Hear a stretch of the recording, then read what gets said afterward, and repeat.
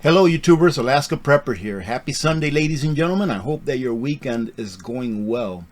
Today I want to talk about those of you that continue to put off just putting aside a little bit of food for a few weeks. Here recently, I believe it was the government of Israel that told its people, hey, go out there and get a few days worth of food. I think it was just like maybe a week's worth of food or something like that they told them. I'll try to bring up that article so I can display it here. And now I come across this article here, ladies and gentlemen, that not only are they asking their people to go ahead and stock up on a couple of days of food, or a few days of food to be fair, but for 4 months worth, 1/3 of a year, ladies and gentlemen. That is more food stock than I would venture to guess that 95% of Americans have put away in their pantry. Now, do you really think, ladies and gentlemen, that what's happened in Israel cannot happen here in the United States of America and or in the country that you live in? I would say more so here in the US because of the geopolitical issues involved, because of all of the unsuspected people that have gotten through our borders, right, that have been checked and they're unsuspected, but that are actually bad players, and those that have gotten through that never were even checked. Now, ladies and gentlemen, this is a very simple Google search. May 5th, 2023. So there's no telling how many more have come through our porous borders since May of this year. But as of May 5th, 5 million illegal immigrants have been encountered at the southern border during this administration, more than the population of 26 individual states. And another, this is the important part, another 1.4 million illegal immigrants, known as gotaways, have evaded Border Patrol. Who are those gotaways, ladies and gentlemen? Well, Border Patrol encountered 4 Iranian special interest aliens were apprehended by Border Patrol in October while trying to illegally enter America. Why were they trying to enter America illegally, ladies and gentlemen? It could be that they were just looking for a better life. So they went ahead and took a plane ride from Iran to whatever other country, to whatever other country, and another country, and another country to finally get to this country, right? You know where I'm getting at? Ladies and gentlemen, that if they were leaving their country because it was unsafe for them there, etc., etc., etc., why did they not stay in one of those other 5 or 6 countries that they landed on before trying to cross illegally into the United States of America?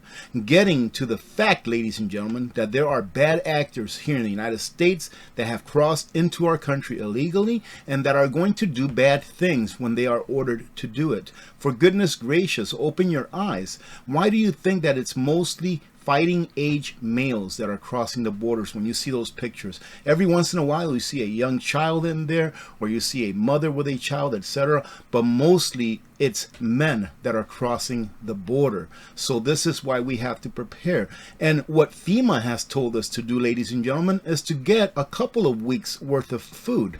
And they start off by telling you, hey, don't worry about this. I'm warning you, but you have nothing to worry about, because even though it is highly unlikely, ladies and gentlemen, that an emergency would cut off your food supply for 2 weeks, consider maintaining a supply that will last that long, at least 2 weeks, they say.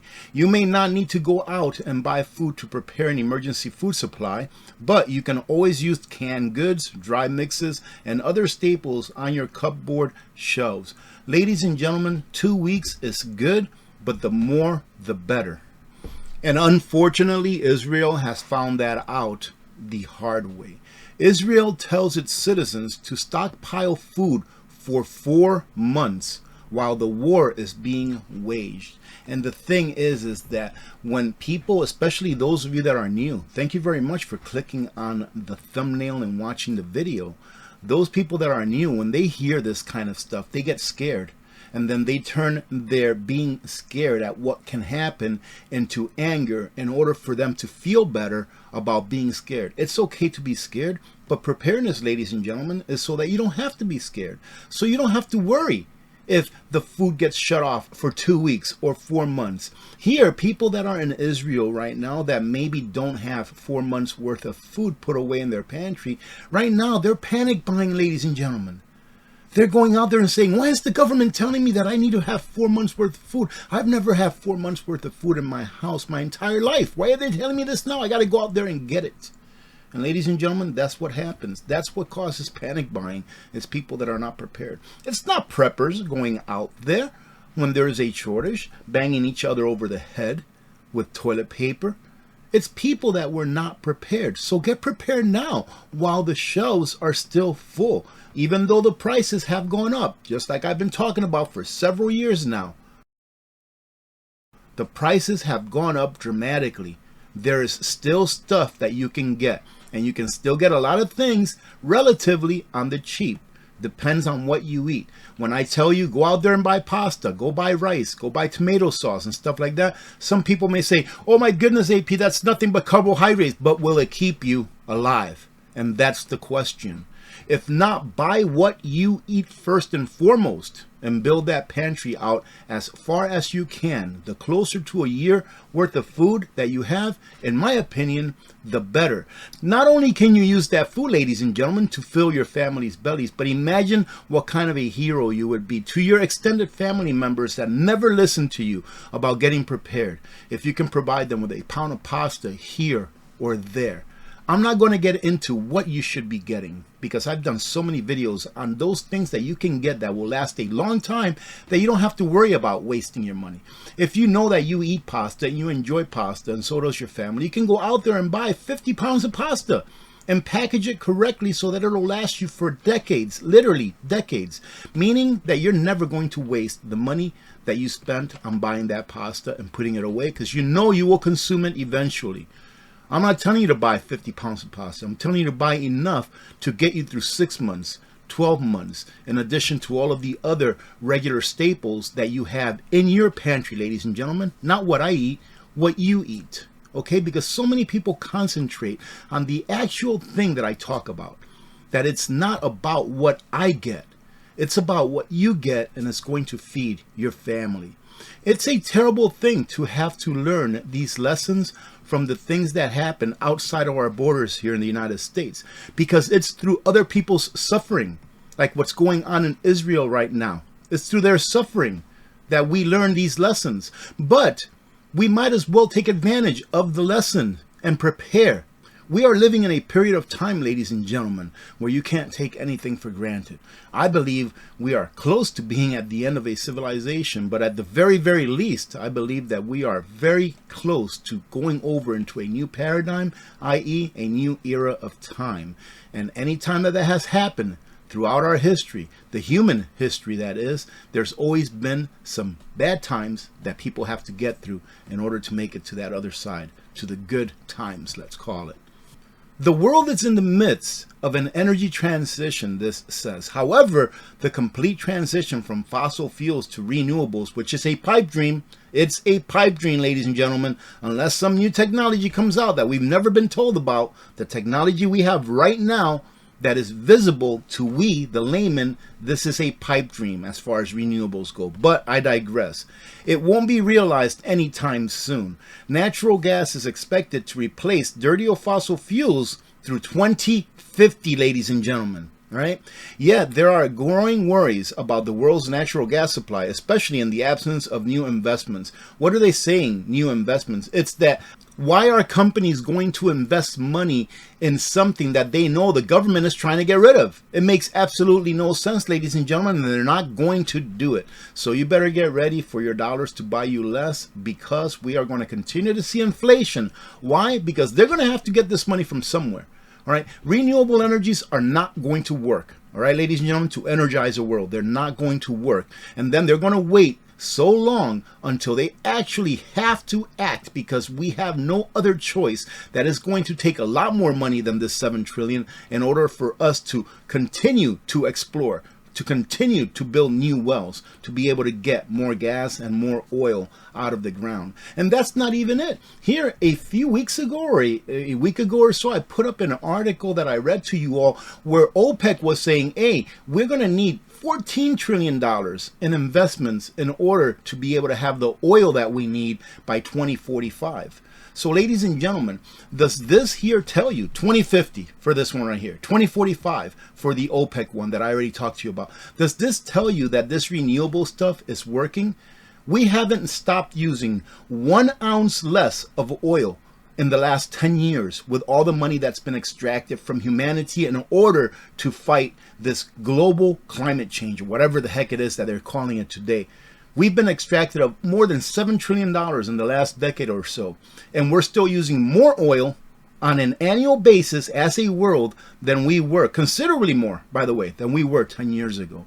And now they're saying, hey, we're going to need all this money so that we can continue to get oil and continue to get natural gas here in the long term, because we've just put all of these things to the side and not cared about it until now we're finally realizing, and this is what they're realizing by saying this, is that this green energy stuff, it ain't going to work. It's nice to have. I love solar generators. I love solar panels.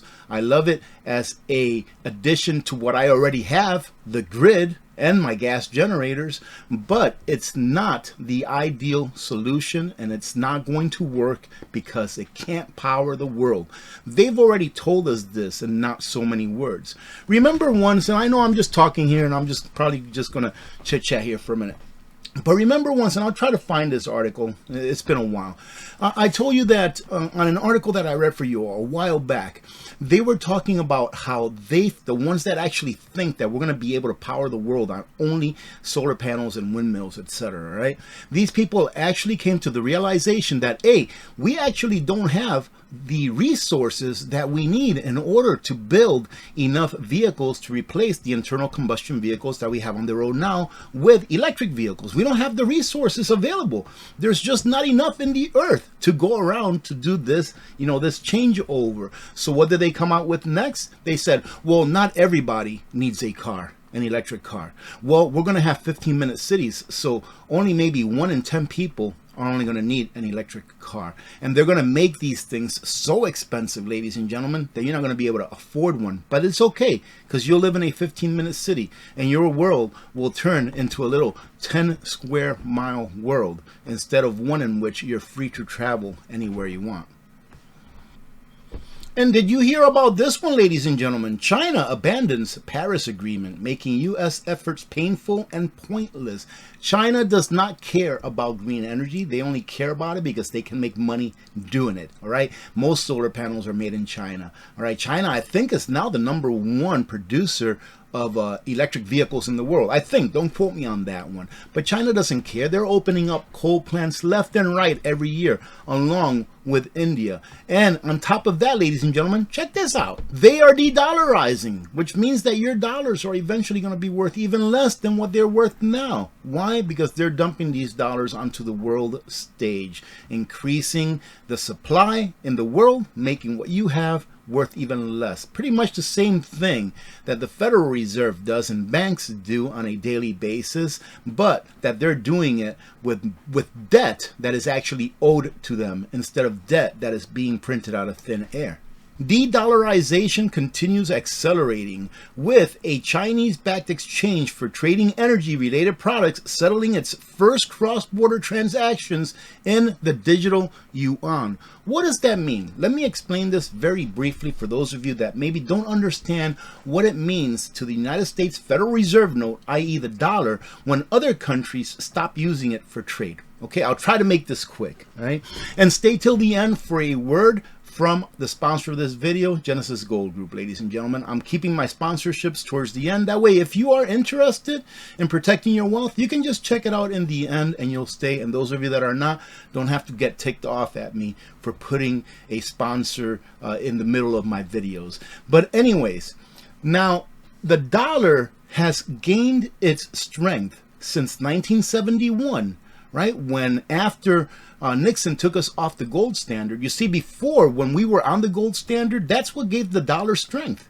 It gave it strength because we were on a gold standard, right? But then Nixon took us off because they were abusing the power of the printing press and printing more dollars equivalent to what we had in gold. So somebody called them out and they say, hey, you can't be printing more dollars. You don't have any more gold. So what's going on here?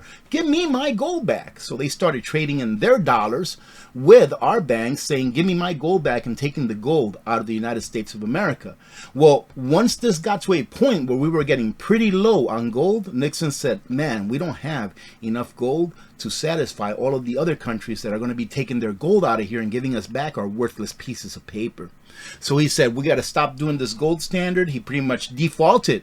He pretty much defaulted on that system, and we entered into the system that we have now, which is a fiat currency system. Fiat meaning that he did it by edict, by not following the Constitution. In my opinion, he broke the law of the land by doing that.